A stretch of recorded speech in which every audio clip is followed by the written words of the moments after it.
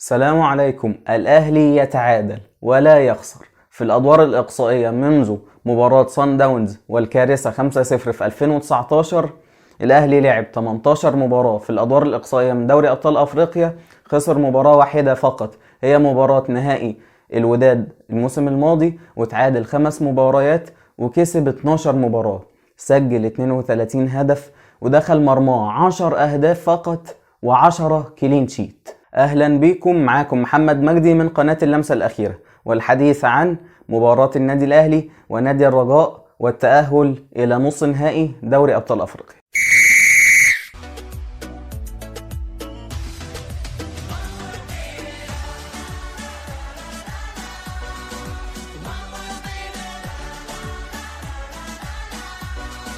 الحقيقة لو انت سألتني ايه هو افضل شيء في مباراة اليوم، هقولك هما 3 حاجات. اول حاجة هو ان انت ما خسرتش المباراة، تاني حاجة اللي انت ما دخلش فيك اهداف، ودولت اللي احنا وضحناهم في الاحصائية اللي كانت في الانترو.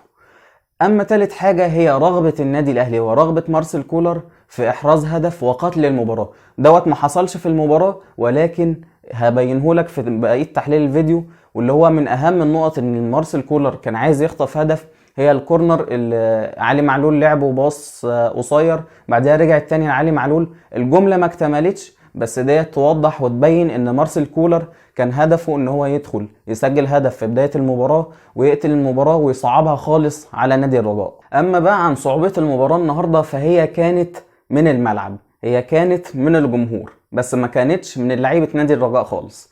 واللي يوضح لك كده ان نادي الرجاء كان هدفه الاول والاخير في المباراة هو ان هو يحصل على بينالتي، وفي الاخر خدها وما سجلهاش.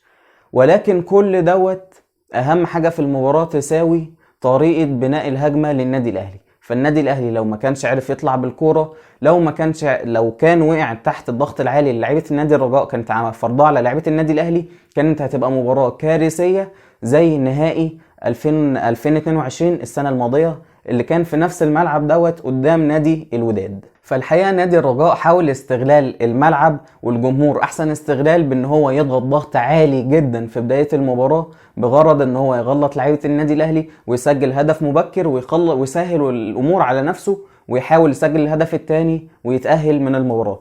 دوت ما حصلش.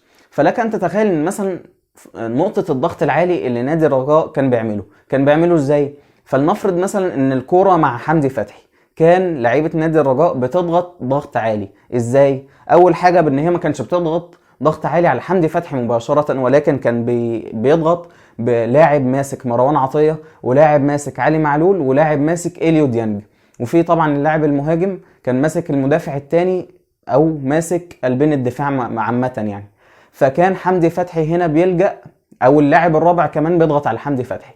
فحمدي فتحي كان بيلجأ ان هو يرجع الكرة ورا لمحمد عبد المنعم، ومحمد عبد المنعم في لحظة ان الكرة راجعه له ولسه بيستلمها، بتلاقي الاربع لعيبة اللي قدام اللي كانوا بيضغطوا قدام على لعيبة خط وسط النادي الاهلي وعلي معلول، تلاقيهم ضاغطين مباشرة على محمد عبد المنعم.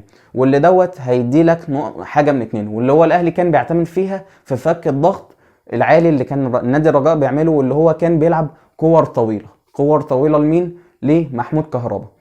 فمحمد عبد المنعم كان بيطلع الكرة على طول، ليست تشتيتة. في فرق ما بين التشتيتة وفي فرق ما بين الكرة الطولية. لو تشتيتة كانت هتبقى تشتيتة وخلاص، مش رايحة لمحمود كهربا، ولكن التركيز ان هي توصل عند محمود كهربا.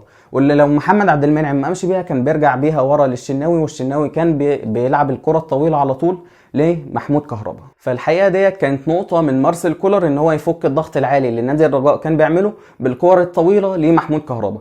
طب الكرة وصلت لمحمود كهربا، في حالة من اتنين: يا اما محمود كهربا هيستلم الكرة ويروح بهجمة، يا اما مش هيستلم الكرة. ديت هقولها لك في نقطة تانية بعد كده. ولكن فلنفرض ان محمود كهربا استلم الكرة، ايه اللي بيحصل بعد لما محمود كهربا بيستلم الكرة؟ اول حاجة هو الغرض من الكرة الطولية اللي بتتلعب ديت، ان النادي الاهلي هيستغل تقدم والضغط العالي لفريق نادي الرجاء كله على بعضه. لان لو نادي الرجاء ما كانش بيضغط، كان بيضغط بالاربع لعيبه دولت بس، فهو كان من السهل ان النادي الاهلي يعكس الملعب الناحيه الثانيه ويطلع بالهجمه عادي، بغض النظر ان هو يلعب الكره الطوليه، واللي هي يعتبر مش بتبقى افاده للنادي الاهلي على عكس المتوقع على طول يعني.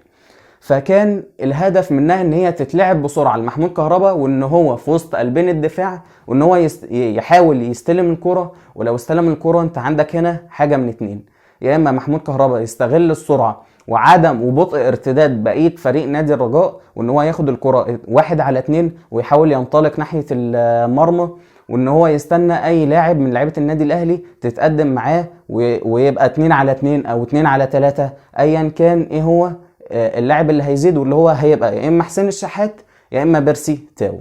اما الحاجه التانية لو هو استلم الكوره ولكن فريق الرجاء ارتد كله الى الخلف، في الحالة ديت محمود كهربا هيستنى ومش هينطلق بالكرة، وهيستنى زمايله ويعمل بناء بطيء للهجمة يستغل فيها وقت شرعي، ان هو سواء ان هو يضيع الوقت او ان هو يبني هجمة تكتيكية من خط الدفاع، ويستغل ان لعيبة الدفاع والحالة الضغط اللي كانت بتقوم على الفريق ان هو يهدي رتم المباراة. واللي هو كان اللعب كان بيتجمع ناحية الشمال، الناحية اللي بيجيد فيها مروان عطية وحمدي فتحي وعلي معلول بناء الهجمه. فاللي هي الناحيه ديت كان محمود كهربا بيرجع بالباص ويجمعوا اللعب ناحيه الشمال، وكانت الكره بتتعكس الناحيه الثانيه لبيرسي تاو او اليو ديانج، واللي كان بسرعته بيخترق الكره وينقل الملعب وينقل اللعب، بدل ما هم في خط النص او عند دايره السنتر او في وسط ملعب النادي الاهلي، ان هو يوصل للثلث الاخير في الملعب واللي هو ثلث ملعب نادي الرجاء. ودوت كان في الحاله الاولى ان هي لو محمود كهربا استلم الكرة وعرف ياخد الكرة من وسط قلبين الدفاع بتوع نادي الرجاء. الحالة التانية هي حالة ان محمود كهربا مش هيعرف ياخد الكرة، ففي الحالة ديت نادي الرجاء هيلجأ ان هو ياخد الكرة التانية، لان قلبي دفاع نادي الرجاء على طول هيلعبوا الكرة مباشرة او هيستلموها ايا كان ايه هو اللي حصل. فلو الكرة رجعت، النقطة التانية اللي مارسيل كولر اللي كان بيلعب بيها النهاردة هي ان هو يحاول ياخد الكرة التانية بديانج وحمدي فتحي ومروان عطية اللي كان بيقفل خطوط التمرير، واللي دوت اهم ميزة عند مروان عطية من ساعة لما جه النادي الاهلي هو قطع خطوط التمرير. فكانت الكرة التانية يا اما من صالح لعيبة النادي الاهلي يا اما لصالح لعيبة نادي الرجاء. لو هي وصلت لعيبة نادي الرجاء فهي عادي هنكمل الهجمة بنفس التراجع وبنفس الطريقه الدفاعيه اللي النادي الاهلي كان بيلعب بيها المباراه، واللي هي 4-5-1 برجوع بيرسي تاو ناحيه محمد هاني ورجوع حسين الشحات ناحيه علي معلول. اما لو هي وصلت للعيبه نادي الرجاء فاحنا نحاول نضغط عليهم ونسترجع الكره ونبني بناء بطيء للهجمه زي ما احنا قلنا. اما بقى عن نادي الرجاء فهو حاول يلعب في المساحه خلف علي معلول، واللي هي معروفه ان هو بيكون في مساحات خلف علي معلول، وان كل الخصوم بتبقى عايزه تستغل المساحه اللي ورا علي معلول علشان تسجل هدف او تلعب كره عرضيه من ورا علي معلول. والحقيقه اللي يبين لك ان مارسيل كولر مدرب ذكي، ان هو عارف نقاط الضعف اللي عند فريقه، فبالتالي عندك مارسيل كولر قرر ان هو هتلاقي نادي الرجاء بيبقى فيه لعيب فاتح ورا علي معلول على طول ان هو ياخد المساحه ديت وينطلق بيها. فكان خطة مارسيل كولر ان هو يوقف اللعبة ديت بالتحديد، ان هو كان بيعمل ايه؟ كان بيخلي علي معلول يمسك اللعيب دوت ويسيب مساحة، بس هنا هيبقى في ثغرة ان هيبقى في مساحة كبيرة ما بين علي معلول ومحمد عبد المنعم قلب الدفاع اللي جنبه. فديت المساحة ديت اللي كان بيغطي فيها واحد من اتنين، يا اما حمدي فتحي يا اما مروان عطيه. هتلاقيه رجع وقفل المساحه ديت علشان نادي الرجاء ما يعملش زياده عدديه بلاعب ديت في منطقه الهاف سبيس، واللي هي بتسبب خطوره كبيره قوي على النادي الاهلي او لصالح النادي الاهلي لما احمد القندوسي بيلعب بيستغل المساحه ديت حلو قوي. فكان حمدي فتحي او مروان عطيه بيغطوا المساحه ديت مع رجوع حسين الشحات لمساعده علي معلول زي ما احنا قلنا. اما بقى عن مصدر الخطوره الثاني لمصلحه نادي الرجاء المغربي هي نقطه الكرات الثابته وبالاخص هي الركنيات، واللي يبين لك ان ازاي مارسيل كولر تعامل معاها هي نقطه احصائيه كده انا لسه شايفها هقولها لك دلوقتي، ان نادي الرجاء تحصل على 8 ركنيات في المباراه. من الثمان ركنيات كان في فرصه خطيره واحده بس على مرمى النادي الاهلي، واللي اللاعب لعبها بدماغه جت فوق العارضه، محمد الشناوي ما اتحركلهاش وعلي معلول ما نطش ما عملش جامب، يعني لو هي كانت رايحه في ال90 بس جت فوق العارضه بشويه، وعلي معلول ما كان واقف تحت العارضه بس طبعا جامب علي معلول مش طويل علشان حتى لو هي رايحه في الجون علي معلول ينط ويشيلها، فديت ما حصلتش. فكان طريقه مارسيل كولر ان هو يوقف خطوره نادي الرجاء في الكرات الثابته بشكل عام هي حاجه من اتنين، ان هو حاجه من الاتنين اللي هو عملهم فعلا.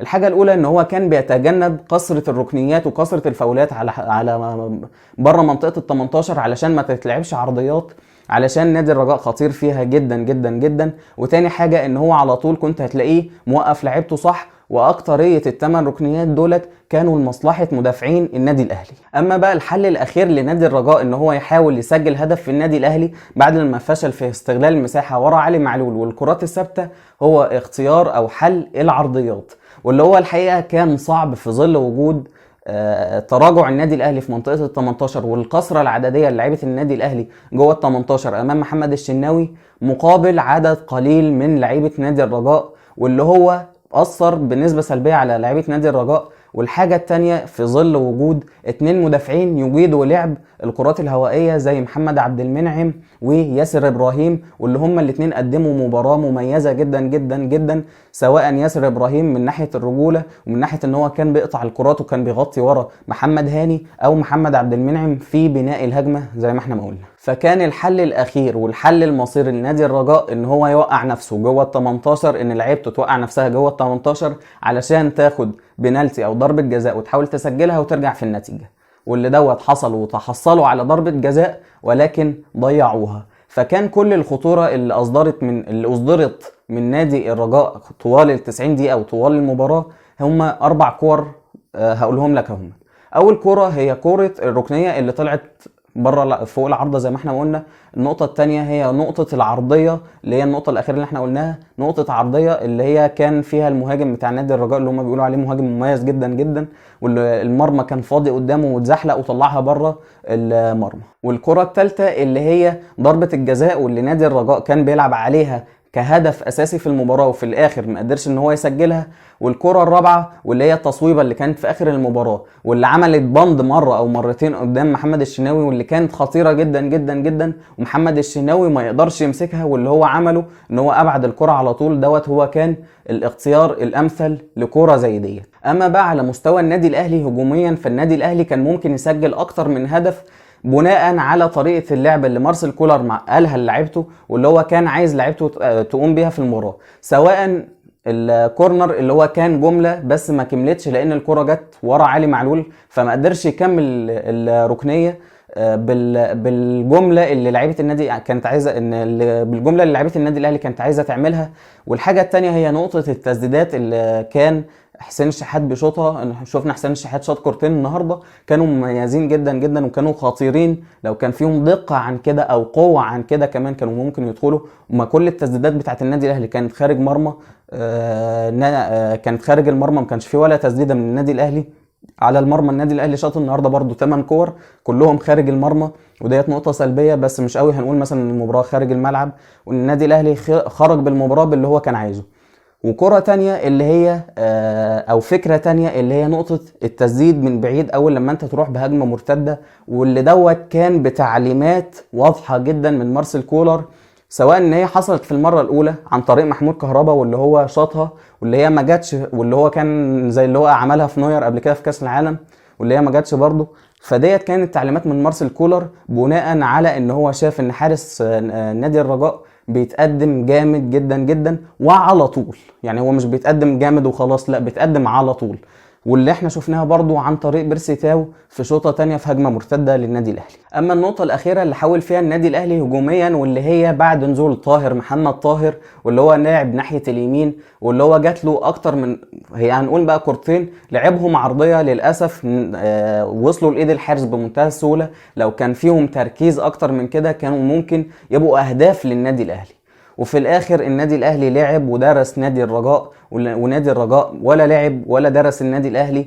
هو نقطة مساحات اللي ورا علي معلول، واللي هو اصلا 3/4 الامة عارفة ان في مساحات ورا علي معلول، وفي الاخر فاز النادي الاهلي. وفي الاخر هو دوت كان كل عندنا عن مباراة النادي الاهلي ونادي الرجاء المغربي. احب اقول مبروك للنادي الاهلي وجماهيره، وهارد لك لنادي الرجاء وجماهيره. وما تنساش تشترك في القناة وتفعل الجرس علشان يوصلك كل جديد، وتحط لايك، وما تنساش تتابع حساباتي على السوشيال ميديا، هسيب لك اللينكات تحت في الوصف.